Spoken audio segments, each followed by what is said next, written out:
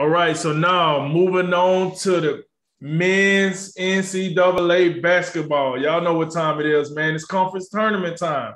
We got to warm up the skids, make sure the conference get their bids in. Automatic, at large, don't really matter.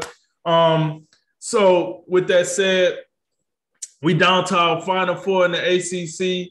Miami versus Duke, Virginia Tech versus North Carolina. In the Big Ten, we got a little more to chew off there. They're down to they had 4 teams that qualified for the next round already. Then we got 2 more games left. So we'll see where that goes. The Big East down to the Final Four. So is the Big 12, Pac-12, the SEC. They're just one of them teams that like to play all the way up to Selection Sunday. Like the minute, like the championship game go off, confetti come down, and then they switch over to CBS. All right, boys, let's talk about this. Rick, Jay, and Ben. So with all of that said, we're getting down to where the rubber meets the road, Jay, in the conference tournament.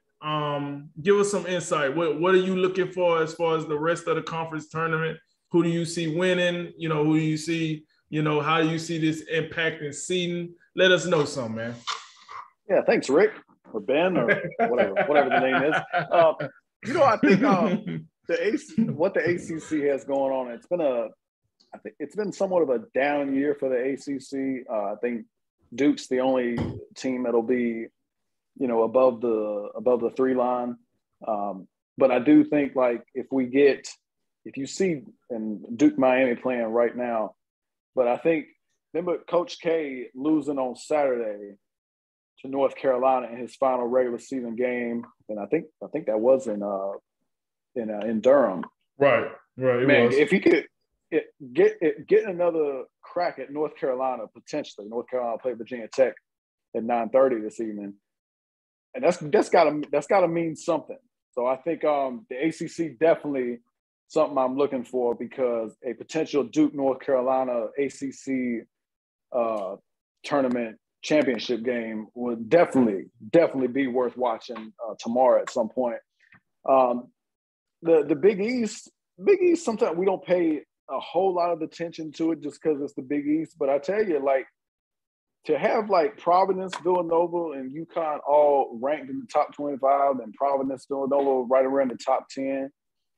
That's telling. So in Providence, I think 25-4 this season. So we'll see. And they're playing Creighton. I think they're playing Creighton right now. So we'll see. But that's just an example of Big East. They got some teams out there. Obviously, we know about Villanova, seeing them year in, year out. They're a team worth watching. But I guess keep an eye on UConn and Providence come next week as well. There's a couple 1 seeds that already went down. You had, or a couple. It was 2 1 seeds. You had Illinois in the Big Ten go down today against Indiana. Huge win for Indiana because they're on the bubble right now. And then A&M, Texas A&M as well. I think they're a little bit further down the bubble, but a big win nonetheless against a top 5 team in Auburn. So two major victories there for teams that definitely need to improve their resume. And you also had Baylor go down yesterday against Oklahoma. What I read earlier in The Athletic, they think that Oklahoma now at 18-14 with that win has done enough to get in, but not sure how I feel about that, because 14 losses is a whole lot. That's a lot. I might feel a little bit better. If you can beat Texas Tech tonight and just get them 19th, but there's still a lot of losses. And depending on, I know they got a lot of quality wins, but that's going to be tough. The SEC, I just want to highlight them real quickly. I know they got a football reputation, but I will say, they got 3 teams that I think are all serious.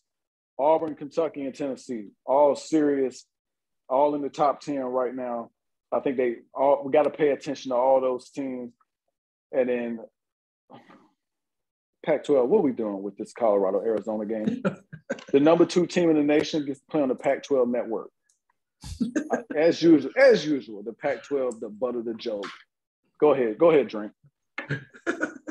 I wasn't even ready for that, but that's funny.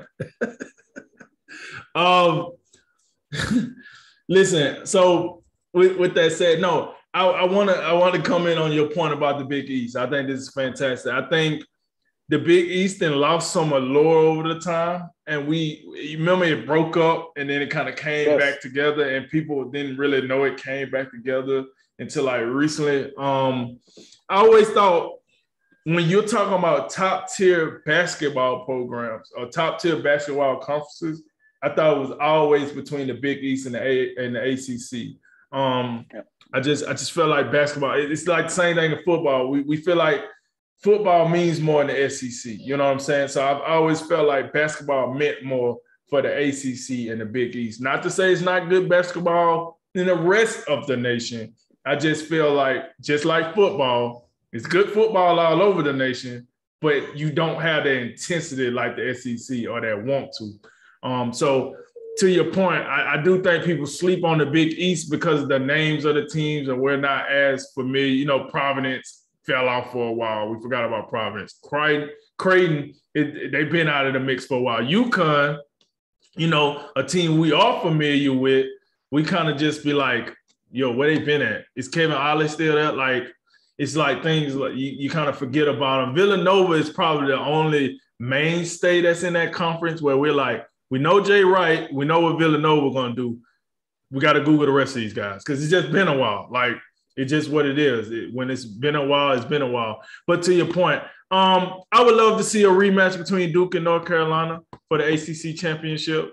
Just like you said, man, them players had to feel like crap to seeing Coach K out like that. On a game that you should have won, that was on your floor, and you lose to North Carolina, a game where if they had lost the game, it wouldn't have hurt them that bad just because of everything that came with the game.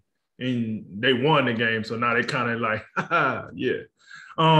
So I wouldn't mind seeing that. I guess a better question, and when we get into talking about March Madness itself, I would love to, hopefully we can talk about this before at some point, because I'm just curious on like how many, one of the things I look for on Selection Sunday is how many teams do a conference get in? And I always know that these tournaments matter when we talk about how many teams, like you just said about Oklahoma. If Oklahoma don't beat Baylor, we ain't talking about Oklahoma get in. Now, Oklahoma could probably beat Texas Tech and be in like they don't have to worry about playing a first four game or something like that. Right now, they probably would.